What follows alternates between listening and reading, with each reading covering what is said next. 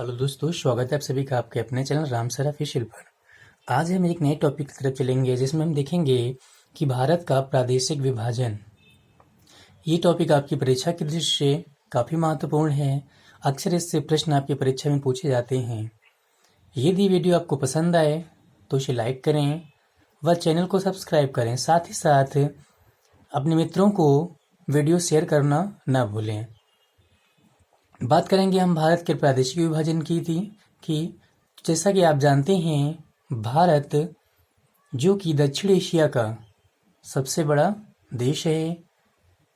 ये है हिमालय पर्वतमाला, उत्तर में हिमालय पर्वतमाला से लेके दक्षिण में हिंद महासागर से घिरा हुआ क्षेत्र है। अध्ययन की दृष्टि से इसे हम कई भागों में विभक्त कर सकते हैं। जैसे कि हम बात करें उत्तर एवं उत्तर पूर्व के पर्वतीय क्षेत्र, प्रायद्वीपीय पठार, उत्तर भारत का मैदान, तटवर्ती मैदान, द्वीप व अगर बात करें पश्चिमोत्तर भारत का मरुस्थलीय क्षेत्र एवं मध्य भारत का जो उच्च भूमि है, इसकी विभाग हम इसमें कर सकते हैं। इन सभी का हम क्रमशः अलग अलग अध्ययन करेंगे। तो सबसे पहले हम आज बात करेंगे उत्तर एवं उत्तर पूर्व के पर्वतीय क्षेत्रों के विषय में, जिसमें हम बात करेंगे किसकी? हिमालय की। क्योंकि आप जानते हैं भारत का जो उत्तर व उत्तर पूर्व का पर्वतीय क्षेत्र है, ये पूरा का पूरा कैसा क्षेत्र है? तो ये हिमालयी क्षेत्र है या हिमालय का विस्तार है।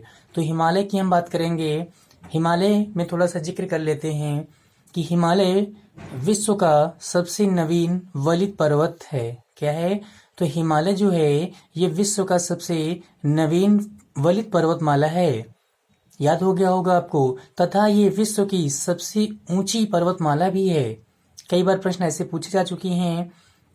अब बात करते हैं हम जहाँ पर आज हिमालय है, वहाँ पर प्राचीन काल में टेथिस नामक सागर हुआ करता था।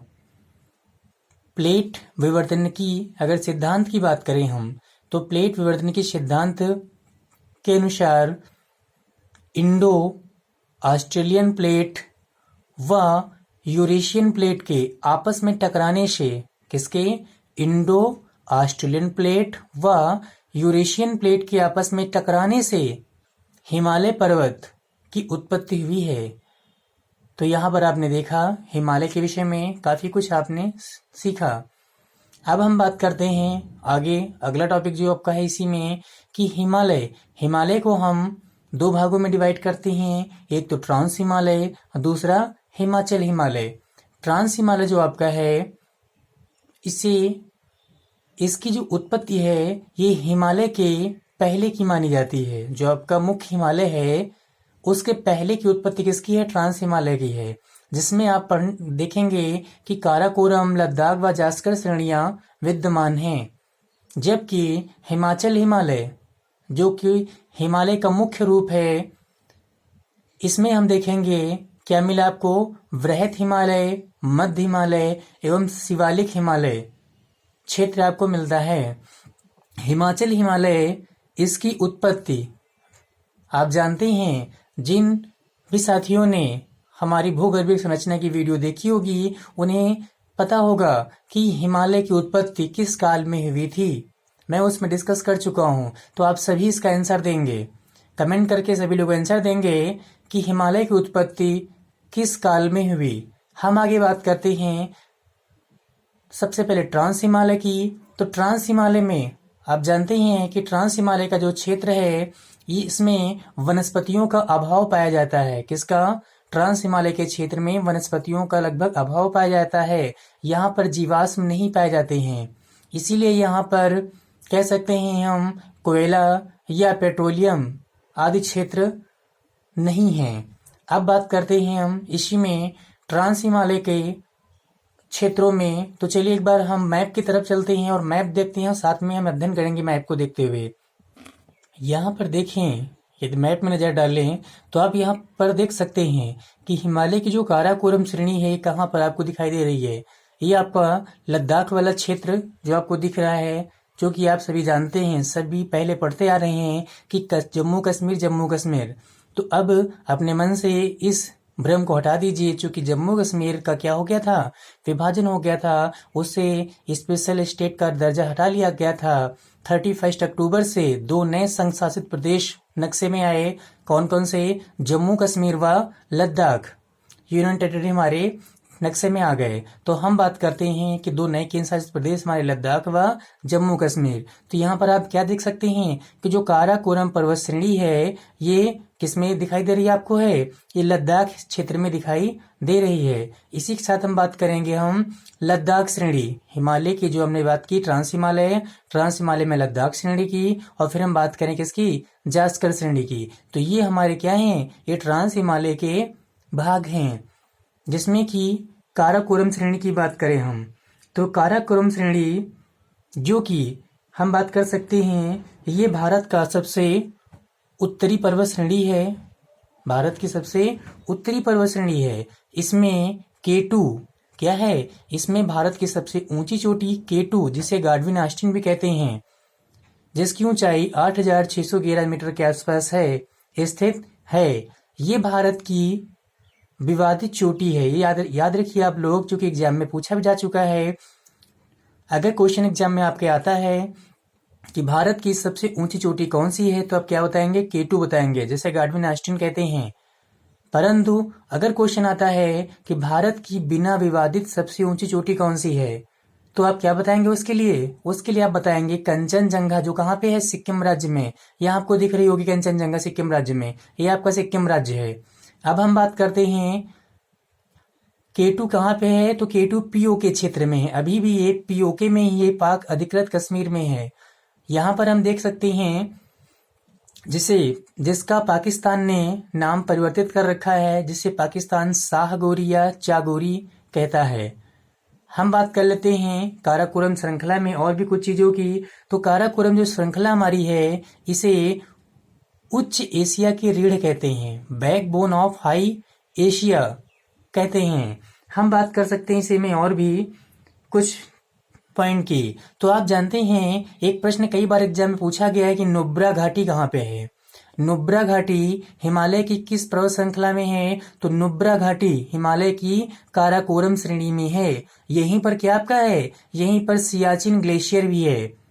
याद रखिएगा, 2 क्वेश्चन आपके लिए मिल गए यहाँ पर। एक तो सियाचिन ग्लेशियर कहाँ पे है? काराकोरम श्रेणी में है, वो भी किसमें? नुब्रा घाटी में, नुब्रा वैली में। नुब्रा वैली कहाँ है? काराकोरम श्रेणी में है। कहाँ पे है? तो ये लद्दाख में पड़ती है भाई, ये भी पूछा जा सकता है आपसे।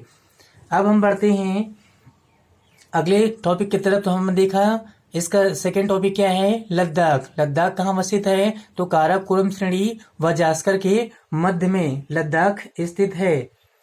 यहाँ पर हम बात कर लेते हैं, लद्दाख श्रेणी में ही खारदुंगला दर्रा स्थित है। याद रखिएगा, एग्जाम में आपके पूछा जा चुका है कि खारदुंगला दर्रा किस श्रेणी में है, तो हिमालय की लद्दाख श्रेणी में खारदुंगला दर्रा है।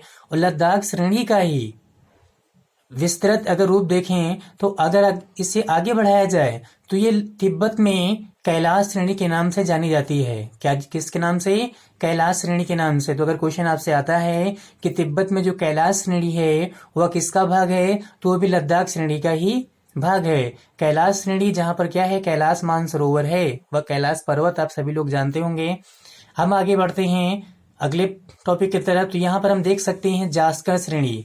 इनका क्रम भी आप याद रखिएगा, मैप को थोड़ा ध्यान से देखिएगा जिससे आपको याद हो जाए। तो जास्कर श्रेणी किसके मध्य है? जास्कर श्रेणी आपकी लद्दाख व महान हिमालय, जिसे वृहत हिमालय कहते हैं, महान हिमालय व लद्दाख के मध्य में स्थित है जास्कर श्रेणी आपकी। यहाँ पर आपको याद रखने योग्य पॉइंट है कि लद्दाख व जास्कर के मध्य से सिंधु नदी होकर प्रवाहित होती है। यह सिंधु घाटी जो है वो किसके मध्य है? तो सिंधु घाटी आपकी लद्दाख व जास्कर श्रेणियों के मध्य। कई बार प्रश्न एग्जाम में आ चुका आपके है। तो सिंधु नदी निकलती कहाँ से है? तो आप सभी जानते हैं कैलाश मानसरोवर के पास से निकलती है। हम आगे बात करते हैं यहीं पर जास्कर व वृहत हिमालय। तो जास्कर व वृहत हिमालय या कह सकते हैं ट्रांस हिमालय व वृहत हिमालय के मध्य में कौन सा सचर जोन है, यह इनको कौन सा जोन पृथक करता है? तो उसकी बात करते हैं हमें, तो इनको इंडस सांगपो सचर जोन पृथक करता है। कौन करता है? तो यहाँ पर आप देख सकते हैं जास्कर श्रेणी व वृहत हिमालय, या कह सकते हैं कि ट्रांस हिमालय, जिसमें तीनों आते हैं, और वृहत हिमालय के को पृथक करता क्या आपका है, कौन सा जोन? तो इंडो या इंडस सांगपो सचर जोन पृथक करता है।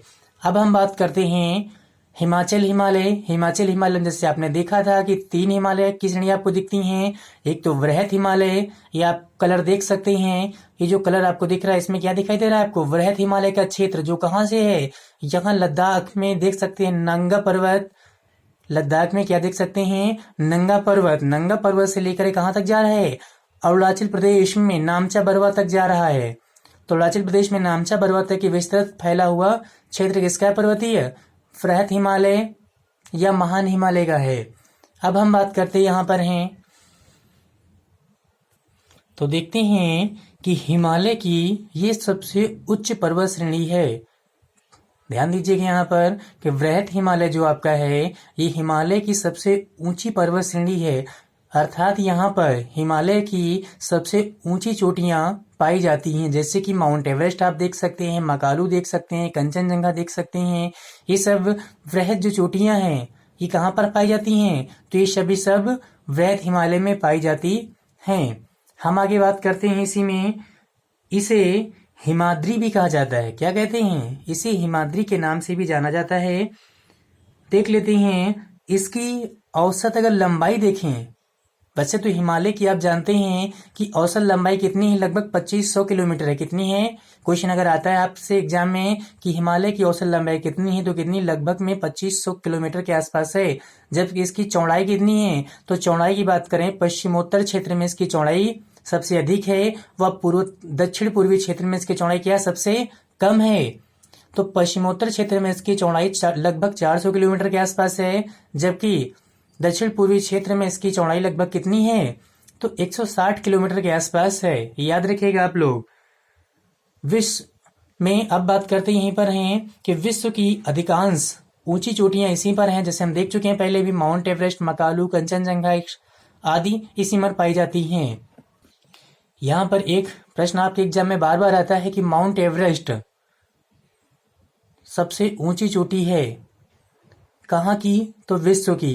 कई बच्चे कंफ्यूज होते हैं, और जब उनसे प्रश्न पूछा जाता है कि भारत की सबसे ऊंची चोटी कौन सी है, तो वे क्या लगा देते हैं? माउंट एवरेस्ट लगा देते हैं। ध्यान दीजिएगा, माउंट एवरेस्ट भारत में नहीं है, बल्कि कहाँ पे है? ये नेपाल में है। तो माउंट एवरेस्ट जो कि नेपाल में है, ये विश्व की सबसे ऊंची चोटी है, ना कि भारत की। भारत की कौन सी है? आपने देखा K2 है, बिना विवादित कंचनजंगा है। अब माउंट एवरेस्ट की ऊंचाई जो कि आप जानते हैं, हर किताब में लगभग अलग अलग आपको देखने को मिलती है, जिसमें हम देख सकते हैं कि इसकी ऊंचाई लगभग कितनी है? तो 8,848 मीटर के आसपास है। हम बात करते हैं माउंट एवरेस्ट।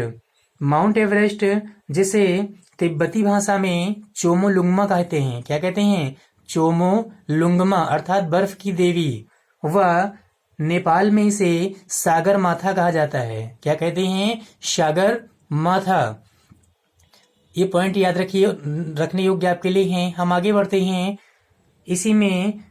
तो अगर बात करें, वृहत हिमालय में सर्वाधिक मात्रा में दर्रे पाए जाते हैं।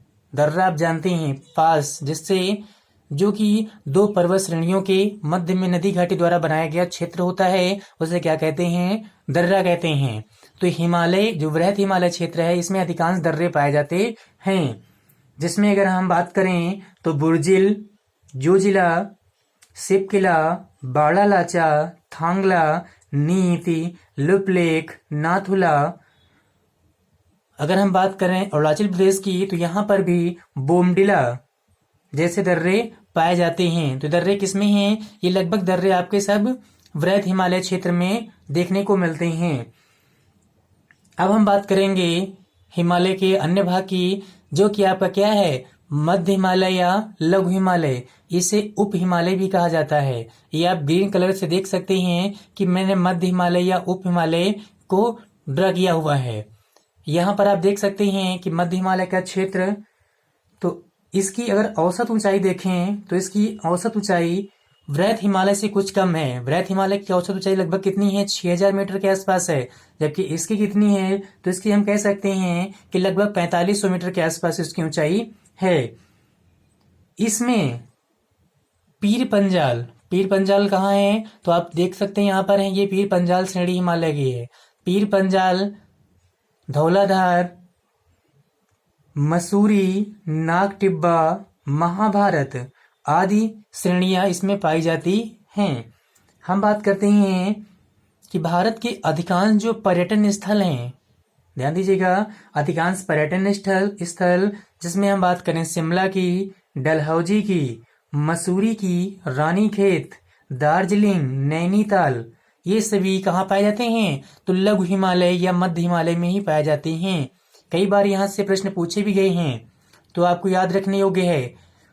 आगे हम देखते हैं कि पीर पंजाल जो आपकी पर्वत श्रेणी है, यहाँ देख सकते हैं आप पीर पंजाल पर्वत श्रेणी कहाँ पे है? तो कश्मीर में आपको दिखाई देगी पीर पंजाल श्रेणी, जिसमें कि हम देख सकते हैं बनिहाल दर्रा स्थित है। कौन सा दर्रा? बनिहाल दर्रा स्थित है, जिससे जवाहर सुरंग होकर गुजरती है।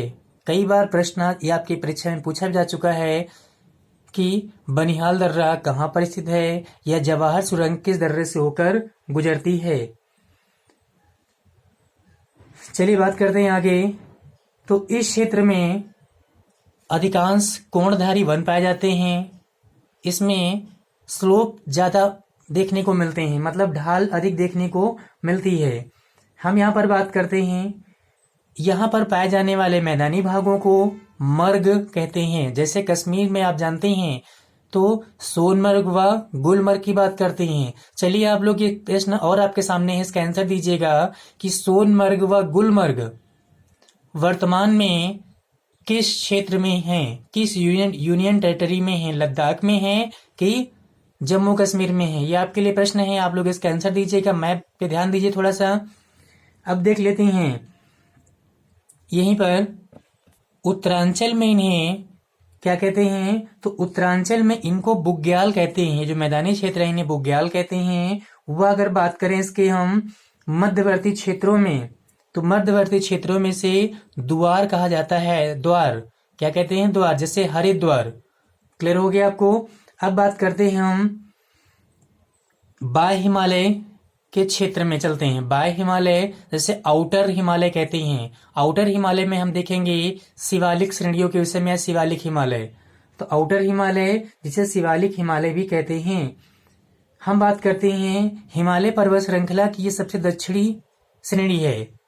ध्यान दीजिएगा, सबसे उत्तरी श्रेणी आप देख चुके हैं। अब बात करते सबसे दक्षिणी श्रेणी की, तो कौन सी है आपकी? शिवालिक या वाय हिमालय है। यहां पर हम बात करेंगे, इसकी औसत ऊंचाई बृहद मध्य हिमालय से भी कम है, जिसे हम कैसे देख सकते हैं कि लगभग 1200 मीटर के आसपास ही ऊंची चोटी यहाँ पर पाई जाती हैं, या इसकी औसत ऊंचाई है। हम यहाँ देखेंगे कि इसे पूर्वोत्तर क्षेत्र में चुरिया मुरिया श्रेणी, अगर बात करें गोरखपुर के आसपास क्षेत्र में, तो इसे डुंडवा पर्वत कहते हैं। क्या कहते हैं? डुंडवा पर्वत कहते हैं। शिवालिक श्रेणी आप जानते हैं इसके पूर्वी भाग, जो कि अगर बात करें इसका जो विस्तारित क्षेत्र अरुणाचल प्रदेश में है, इसमें डफला, मिरी, अबोर, मिसमी आदि पहाड़ियां पाई जाती हैं। यहाँ बात करें भारत के प्रादेशिक विभाजन की, तो भारत के प्रादेशिक विभाजन में हमने देखा कि हिमालय, तो हिमालय में अगर बात करें कि हिमालय का प्रादेशिक विभाजन कैसे हुआ है, तो हिमालय का प्रादेशिक विभाजन सिडनी बुरार्ड ने नदियों के आधार पर किया है। किसके आधार पर? नदियों के आधार पर किया है, जिसमें उन्होंने बताया हुआ है कि सिंधु नदी व सतलज नदी के मध्य जो हिमालय का क्षेत्र है, इसे पंजाब हिमालय कहते हैं। व सतलज नदी एवं काली नदी के बीच के जो क्षेत्र है, इसके बीच के क्षेत्र को हम कुमाऊं हिमालय कहते हैं। काली एवं तीस्ता के मध्य के क्षेत्र को नेपाल हिमालय कहते हैं तथा तीस्ता एवं ब्रह्मपुत्र के बीच के क्षेत्र को क्या कहते हैं, असम हिमालय कहते हैं। यहाँ पर ध्यान देने योग्य बात है कि जो आपका पंजाब हिमालय है ये काफी चौड़ा क्षेत्र है या काफी इसकी चौड़ाई है, जबकि कुमाऊं हिमालय जो आपका है, कुमाऊं हिमालय में सर्वाधिक मात्रा में हिम नदियां या हिमनद पाए जाते हैं। हम बात करें आगे तो इसमें देखें कि नेपाल हिमालय आपका सर्वोच्च हिमालय है या सबसे उच्च चोटियां यहाँ पर पाई जाती हैं, जबकि इसके असम हिमालय में क्या है, तो असम हिमालय में सर्वाधिक मात्रा में जैव विविधता पाई जाती है। तो सर्वाधिक जैव विविधता कहाँ पाई जाती है हिमालय के क्षेत्र में, तो असम क्षेत्र में पाई जाती है। यहीं पर अगर इनकी लंबाई को देखा जाए तो लंबाई के क्रम में हम बात कर सकते हैं कि नेपाल हिमालय की लंबाई सबसे अधिक है व उसके बाद असम हिमालय की लंबाई है।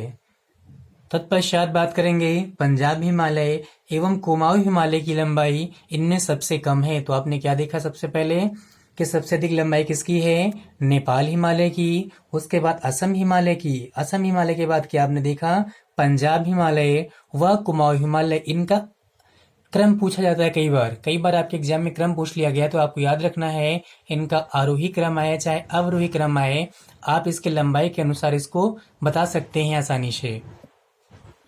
यहीं पर कुछ और बात कर लेते हैं तथ्यों की जो आपकी शायद छूट रहे हैं, तो उनको भी देख लेते हैं हमें। कि हमने बात की थी अभी आपके ट्रांस हिमालय व आपका जो वृहत हिमालय है, इसके मध्य क्या है, तो इंडस सांगपो सचर जोन है। अब बात करें वृहत हिमालय व लघु हिमालय या मध्य हिमालय का जो बीच का क्षेत्र है, इसे हम क्या कहते हैं, तो मेन सेंट्रल थ्रस्ट कहते हैं। जबकि लघु हिमालय व शिवालिक हिमालय के जो मध्य का क्षेत्र है, इसे मेन बाउंड्री फॉल्ट कहते हैं। क्या कहते हैं, मेन बाउंड्री फॉल्ट कहते हैं। शिवालिक हिमालय व बात करें भारत के मैदानी क्षेत्र, जो उत्तर का मैदानी क्षेत्र है, इसके मध्य के क्षेत्र को हिमालय फ्रंट फॉल्ट कहते हैं। क्या कहते हैं, हिमालय फ्रंट फॉल्ट कहते हैं। अब हम यहाँ पर देख लेते हैं हिमालय की प्रमुख घाटियां जो कि कई बार आपके एग्जाम में पूछी गई हैं और अक्सर इनसे प्रश्न आने की संभावनाएं भी रहती हैं। तो हम बात करेंगे सबसे पहले कश्मीर घाटी। कश्मीर घाटी कहाँ पर है, तो कश्मीर घाटी ये वृहत हिमालय व पीर पंजाल पर्वत श्रृंखला के मध्य में है। तो यहाँ आप देख सकते हैं ये आपका वृहत हिमालय जो कि आप कहाँ से, नंगा पर्वत से लेकर कहाँ तक जाता है, आप देख चुके हैं नामचा पर्वत तक जाता है। वह ये पीर पंजाल श्रेणी, तो पीर पंजाल श्रेणी लघु हिमालय का पार्ट है। तो पीर पंजाल श्रेणी व बृहत हिमालय के मध्य में क्या आपका आता है, कश्मीर घाटी स्थित है। अब यहाँ पर देखेंगे अगला नुब्रा घाटी। नुब्रा घाटी जैसा कि मैं डिस्कस कर चुका हूँ पहले भी, नुब्रा घाटी कहाँ पे है, तो नुब्रा वैली आपकी काराकोरम श्रेणी में है, सियाचिन में, जो कहाँ पड़ती है, तो वर्तमान में किसमें है, लद्दाख क्षेत्र में पड़ती है। हम बात करेंगे आगे फूलों की घाटी। फूलों की घाटी अक्सर एग्जाम में पूछा जाता प्रश्न है कहाँ पे है, तो फूलों की घाटी आपकी उत्तराखंड में, कहाँ पर है, उत्तराखंड में है। अगर बात करें नेलांग घाटी की, नेलांग घाटी भी कई बार पूछा गया है, तो नेलांग घाटी भी आपका किसमें है, उत्तराखंड में है। यहाँ पर आप देख सकते हैं उत्तराखंड का क्षेत्र, तो उत्तराखंड क्षेत्र में कौन कौन सा आपका है, फूलों की घाटी व नेलांग घाटी है। जबकि बात करें चुम्बी वैली की, चुम्बी वैली या चुम्बी घाटी जिसमें डलहौजी आप नामक पर्यटन स्थल स्थित है। डलहौजी नामक पर्यटन किस वैली में है, तो चुम्बी वैली में है। कहाँ पे है ये, हिमाचल प्रदेश में। हम बात करें कांगड़ा वैली की, तो कांगड़ा वैली जिसमें क्या है, धर्मशाला स्थित है। जब धर्मशाला आपने सुन लिया तो आपको पता हो गया होगा कहाँ है ये भी आपका हिमाचल प्रदेश में ही है। हम बात करें आगे लाहौल घाटी। लाहौल घाटी जो आपकी है, इससे चंद्रा व भागा नदियां निकलती हैं। लगभग लोग जानते होंगे इसका आंसर भी कि चंद्रा व भागा नदियां जिनके संगम से क्या बनती है, चंद्रभागा नदी बनती है, जिसे आगे चलकर चेनाब नदी कहा जाता है। तो लाहौल घाटी से चंद्रा व भागा नदी निकलती हैं। लाहौल घाटी कहाँ पर है, तो ये भी हिमाचल प्रदेश में ही पड़ती है। ये आपका हिमाचल प्रदेश का क्षेत्र है, तो यहाँ पर ही लाहौल घाटी स्थित है। हम बात करें आगे तो स्पीति घाटी, स्पीति घाटी कहाँ पे है, जिसमें बौद्धों का प्रसिद्ध मठ जिसे ताबो मठ कहते हैं, कई बार पूछा भी गया है कि ताबो मठ कहाँ पर है, तो ताबो मठ स्पीति घाटी में स्थित है। ये भी हिमाचल प्रदेश राज्य में ही है। हम बात करें कुल्लू घाटी, अक्सर लोग कुल्लू मनाली का जिक्र करते हैं, तो कुल्लू घाटी कहाँ पे है, तो कुल्लू घाटी जो कि धौलाधार व पीर पंजाल श्रेणियों के मध्य में है। हिमालय की कौन सी, धौलाधार व पीर पंजाल श्रेणियों के मध्य में है, जिसे देवताओं की घाटी भी कहते हैं। अब बात करें आगे हम न्योरा घाटी। न्योरा घाटी एग्जाम में पूछा जा चुका प्रश्न आपका है, तो याद रखिएगा न्योरा घाटी, कंफ्यूज मत होना, ये आपका दार्जिलिंग क्षेत्र में पड़ता है। कहाँ पर, तो यहाँ देख सकते हैं आप हैं, ये भारत का पश्चिम बंगाल राज्य है और पश्चिम बंगाल राज्य का जो दार्जिलिंग क्षेत्र यहाँ पर है, तो इस दार्जिलिंग क्षेत्र में क्या आपकी पड़ती है, न्योरा घाटी पड़ती है। ये प्रश्न आपकी परीक्षा में कई बार पूछे गए हैं, इन्हें याद करने रखने की आपको आवश्यकता भी है। यहाँ पर कुछ चोटियाँ जो कि दर्शाई हुई हैं, इनको आप जरूर याद कर लीजिएगा, क्योंकि इनसे कई बार प्रश्न पूछा जाता है कि निम्न का आरोही क्रम क्या होगा, अवरोही क्रम क्या होगा, या कौन उच्च है कौन निम्न है। तो इसमें से हमने क्रम वाइज इनको लिख दिया, जिसमें माउंट एवरेस्ट, जिसमें हमें दिखा क्या है कि सबसे ऊंची चोटी है। उसके बाद हम देख सकते हैं K2 जो कि भारत की सबसे ऊंची चोटी है, वह विश्व की दूसरी सबसे ऊंची चोटी है। इसके बाद बात करें हम कंचनजंगा। कंचनजंगा ये क्या है, विश्व की तीसरी सबसे ऊंची चोटी है, वह भारत की बिना विवादित सबसे ऊंची चोटी है। फिर हम बात करते हैं यहाँ पर हैं मकालू। मकालू जो कहाँ पड़ती है, नेपाल में। तो यहाँ क्या देखा आपने, मकालू नेपाल में है, जो विश्व की चौथी सबसे ऊंची चोटी है। यहाँ पर आप देख सकते हैं अगले प्रश्न की तरफ, तो यहाँ धौलागिरी आपको दिख रहा है। धौलागिरी जो कि विश्व की पांचवी सबसे ऊंची चोटी है, कहाँ पर है, नेपाल में ही पड़ती है। इसके बाद बात करें हम नंगा पर्वत। नंगा पर्वत देख सकते हैं आप विश्व की छठवीं सबसे ऊंची चोटी है, जो कि कहाँ पर है, वृहद हिमालय श्रृंखला में स्थित है। आगे बात करें नंगा पर्वत, ये भारत की दूसरी सबसे ऊंची चोटी है। कैसी है, तो भारत की दूसरी सबसे ऊंची चोटी है, परंतु ये दूसरी सबसे ऊंची विवादित चोटी है। ध्यान दीजिएगा यहाँ पर कि सबसे ऊंची विवादित चोटी काराकोरम, दूसरी सबसे ऊंची विवादित चोटी कौन सी है, तो नंगा पर्वत है। जबकि यहाँ पर आपके कुछ प्रश्न जो आपको डाउट मिला सकते हैं, उनको हम क्लियर कर देते हैं कि भारत की सबसे ऊंची चोटी K2, उसके बाद दूसरे नंबर पे कंचनजंगा, तीसरे नंबर पे नंगा पर्वत व चौथे नंबर पे क्या है आपकी नंदा देवी है। नंदा देवी भारत की दूसरी सबसे ऊंची बिना विवादित चोटी है। इसको याद रखिएगा आप लोग, बिना विवादित सबसे ऊंची चोटी कंचनजंगा व दूसरी बिना विवादित सबसे ऊंची चोटी आपकी नंदा देवी है। आज की वीडियो में बस इतना ही है।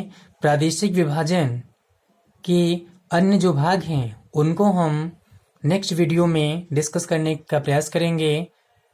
तब तक के लिए धन्यवाद।